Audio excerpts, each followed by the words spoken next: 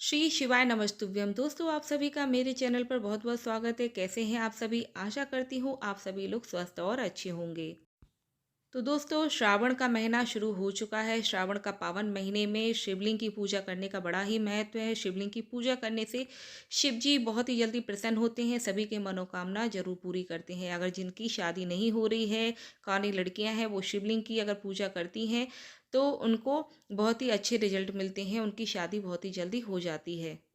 और श्रावण महीने में अगर आप पार्थिव शिवलिंग का निर्माण करके उनकी पूजा करते हैं तो विशेष मनोकामना के लिए अगर आप ऐसा करते हैं तो आपकी मनोकामना जरूर पूरी होती है। भोलेनाथ की कृपा आपके ऊपर हमेशा बरसती है और भोलेनाथ हमेशा प्रसन्न होते हैं आपके परिवार पर।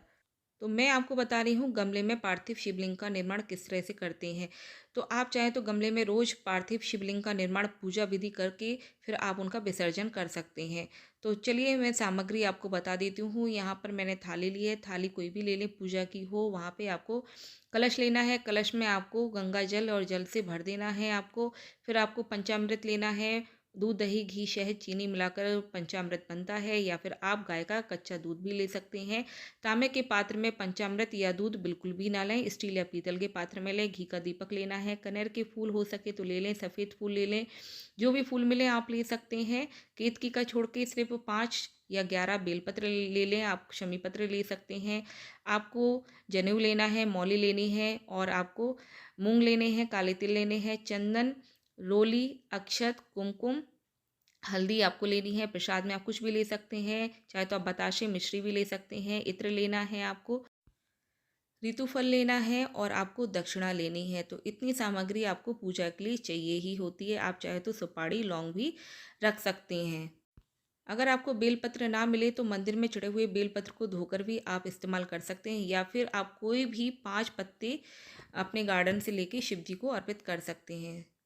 तो देखिए दोस्तों, ये मेरे घर बेलपत्र का पौधा लगा हुआ है गमले में। इसमें मैंने शिव जी को भी स्थापित करके रखा हुआ है। अगर आपके पास शमी पत्र का पौधा या आंवले का पेड़ का पौधा या कोई भी गमले में पौधा लगा है, उसमें आप शिवलिंग, पार्थिव शिवलिंग बना सकते हैं। तो ये मेरा बेलपत्र का पौधा है, आप देख सकते हैं। तो दोस्तों, जिस गमले में मेरा बेलपत्र का पौधा लगा है उसी गमले में मैं पार्थिव शिवलिंग का निर्माण करूंगी। तो देखिए, बेलपत्र या शमी पत्र के पौधे के नीचे, यानी कि जिस गमले में अगर आपका बेलपत्र या शमी पत्र का पौधा लगा है उसके नीचे अगर आप पार्थिव शिवलिंग का निर्माण करते हैं तो बेलपत्र में जितने भी पत्ते होते हैं दोस्तों, उतने पत्तों का फल आपको मिलता है। यानी कि सहस्त्र शिवलिंग का फल आपको फल प्राप्त हो जाता है, पूजा का फल प्राप्त हो जाता है। तो इस तरह से आपको इस तरह से थोड़ा सा ऊपर उठाना है। कोई जलाधारी बनाने की ज़रूरत नहीं है। आप इस तरह से थोड़ा सा बड़ा छोटा जैसा आप बनाना चाहें, आप मिट्टी को उठा लीजिएगा। बस इतना बनाइएगा कि वो टूटे नहीं जल चढ़ाने पर, तो खंडित नहीं होना चाहिए। इस तरह से मैं इसको चिकना कर लूँगी ताकि मैं शिव जी के ऊपर अभिषेक करूँ तो ये जल्दी से खंडित ना हो। तो इस तरह से आपको ज़्यादा टाइट भी नहीं बनाना है। इस तरह से यहाँ पे मैंने शिवलिंग को बना लिया है। ओम नमः शिवाय का जाप करते हुए आपको शिवलिंग बनाना है, और आपको यहाँ पर सबसे पहले जल अर्पित करना है। काले तिल मिलाकर आप जल अर्पित कर सकते हैं, या दूध में काले तिल मिलाकर जल अर्पित कर सकते हैं। यहाँ पर मैंने दूध चढ़ा दिया। फिर आपको जल अर्पित करना है, या फिर आप पंचामृत चढ़ाइएगा, उससे अभिषेक करके फिर आपको जल अर्पित करना है। काले तिल चढ़ाने हैं, फिर आपको चंदन अर्पित करना है। जो भी सामग्री है वो सभी आपको चढ़ा देनी है, अक्षय चढ़ा देने हैं।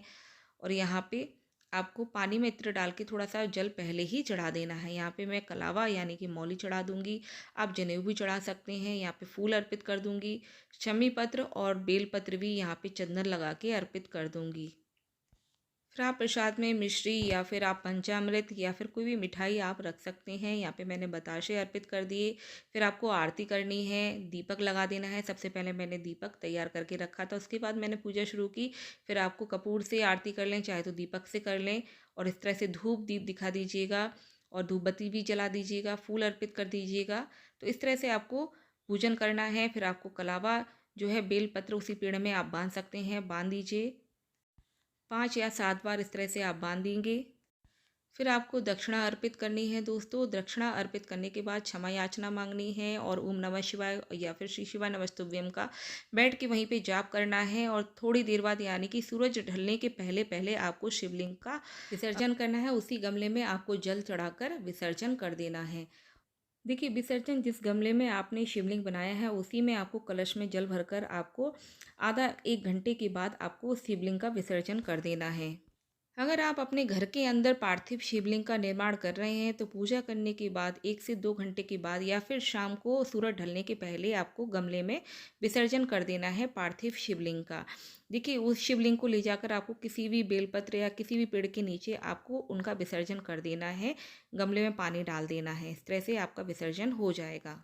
अगर आपने थाली में शिवलिंग बनाए हैं तो थाली में भी आप विसर्जन कर सकते हैं। सूरज ढलने के पहले जल चढ़ा दीजिएगा, शिवलिंग का विसर्जन हो जाएगा। यानी कि पूरा उनको डुबो दीजिएगा तो वो मिट्टी जो है अपने आप गल जाएगी। लेकिन ये काम आपको सूरज ढलने के पहले करना है, इस बात का आप ध्यान रखें। और आपको क्षमा याचना मांग लेनी है। इस तरह से आप शिवलिंग की परिक्रमा भी कर सकते हैं, यानी कि पेड़ की परिक्रमा भी कर सकते हैं। तो इस तरह से आपकी पूजा संपूर्ण होती है दोस्तों। क्योंकि हमने गमले में पार्थिव शिवलिंग का निर्माण किया है तो वहाँ पे आप परिक्रमा कर सकते हैं। तो दोस्तों, इस तरह से आपको पूजा करनी होती है पार्थिव शिवलिंग की।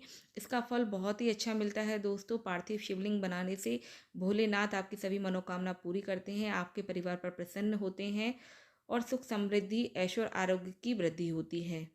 श्रावण सोमवार के दिन आप शिवलिंग बना के पूजा कर सकते हैं, या तो आप डेली शिवलिंग बनाकर डेली आप पूजा करके उनका विसर्जन कर सकते हैं। तो इस तरह से तुरंत विसर्जन ना कीजिएगा दोस्तों, थोड़ी सी 15-20 मिनट बाद या आधा घंटे बाद विसर्जन कीजिएगा। तो चलिए दोस्तों, इसी वीडियो के साथ विदा लेती हूँ आपसे। कमेंट में ओम नमः शिवाय जरूर लिखिएगा। मेरे वीडियो को लाइक शेयर जरूर कीजिएगा। नमस्कार दोस्तों।